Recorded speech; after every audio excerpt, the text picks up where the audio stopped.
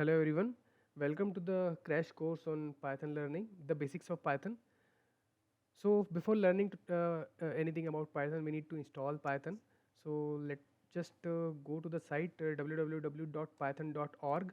So this site will take you to a website where you can download the Python from download section, download the latest version, which is 3.9.2 available. Because I have already installed, I will not download it, but you can just click on it and it will save into your browser, default it with the, install it with the default setting, or if you want to change anything, install with those settings, whatever you want. So after installing, you will find that you have several softwares available in your Windows menu, that those are ideally. So we will be need to will be learning our Python from this specific development environment only. So for that, for the basic Python we can go through this ideally, and a lot of complex jobs can also be done with this Python only. There's a specific type of Python shell only. So Python is a interpretive language. So whatever you write, it will interpret directly in the Python. So let's write 3, enter. It will read 3 automatically. So if we write 6 plus 9, it will interpret 6 plus 9, which is 15. So these things are very like straightforward. So whatever you write, it will compile itself in Python. So let's say you write something like a letter A, and you put enter, it will give you an error basically, because A is not defined. But if you want to print A as a string, you have to put it into quotes. So it will print A, but you have defined A equal to 0. Okay, so it will not print anything. But if you once you write A, it will give you output as 0, because you have defined A as 0. So you have to be very careful once you start defining the names, variable names in Python. So in ideally we can just interpret smaller codes like single line codes, or whatever codes which you can fit in to a single line with syntactic sugar.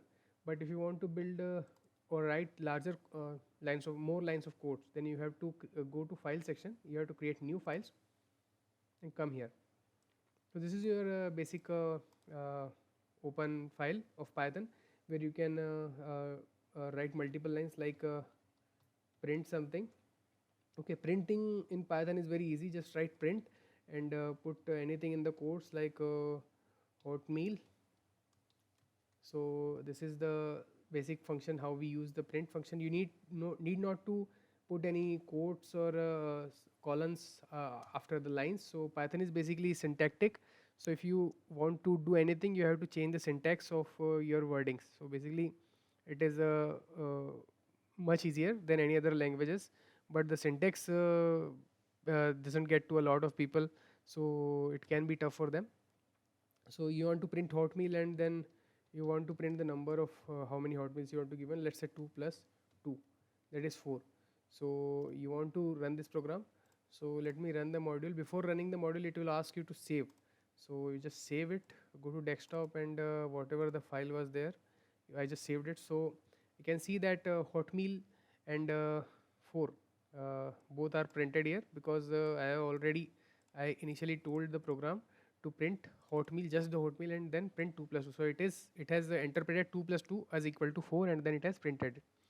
So this is the basic thing which we can do in Python, and a lot of ordinary stuffs can be automated, but we have to learn through this. So let me just instead of creating new file, I will start working in this one. So I'll just delete this, or if you have written a code, you don't want to delete it, but you don't want to run it as well. So just comment it.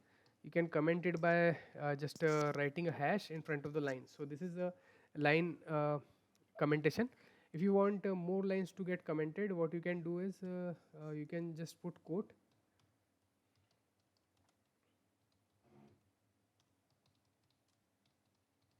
So that's how you can put multi-line comments as well. Now let us do something else like addition, subtraction, basic mathematics.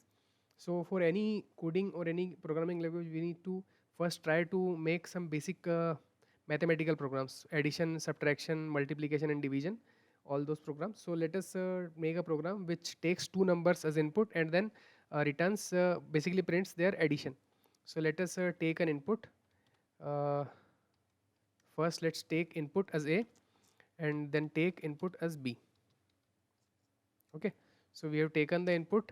In Python we take our input by just writing input, so it will ask user to provide an input once you start running the program. So this that's how we take input in the Python. And what will print is that will print a plus b. So this is the basic program which everyone will make, but there will be problem in this program which we'll see once we start compiling this program. So we run this program and we add we want to add two basic numbers like 2, and we enter and we print 5. So it says 25, but 2 plus 5 is 7.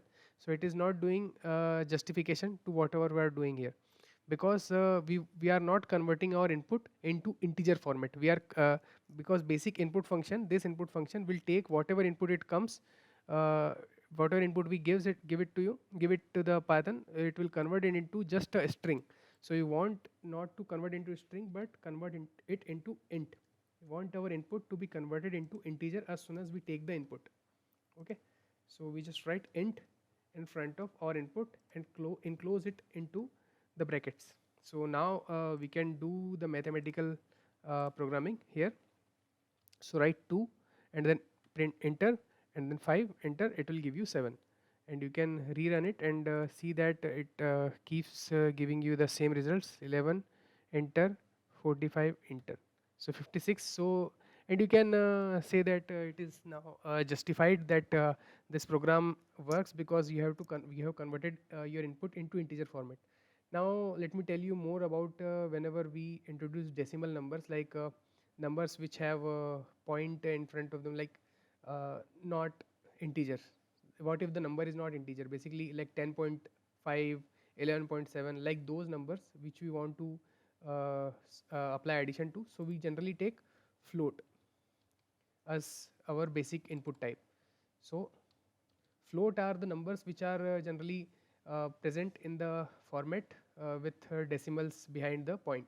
So we generally take this kind of number in float format, and it also encloses the integer. So let me run this program and tell you how it works. So even if I insert 10 and 5, it will be, the output will be 15, but you can see that it will be coming as 15.0 because it has converted whatever it provided into a float format, into a integer, into whatever we have provided, which is string, and it converted into float. So the output is coming as a float. Let me rerun the program with some float numbers like 10.25 and 11 point, sorry, 11. So that goes like 21.25, because one number was integer, but it doesn't matter because we are taking all the numbers which are coming as input and converting them to float. So this is basic addition program. Let me tell you more about because addition and subtraction programs are very similar. Let me go into the tricky part of this mathematical programs, that is division program. So let's say we are trying to divide two numbers. Okay, so let us run the program again here. So I will print 10 and I want to divide 10 by 2. So it comes out to be 5. So it is very general program. Let me rerun it again and show you that it works very perfectly. Okay, I want to divide 10 by 3. So it gives 10 by 3, 3.3330. Okay, what is happening here is that because both numbers are being assumed as float, it is doing that. But let us convert it into int.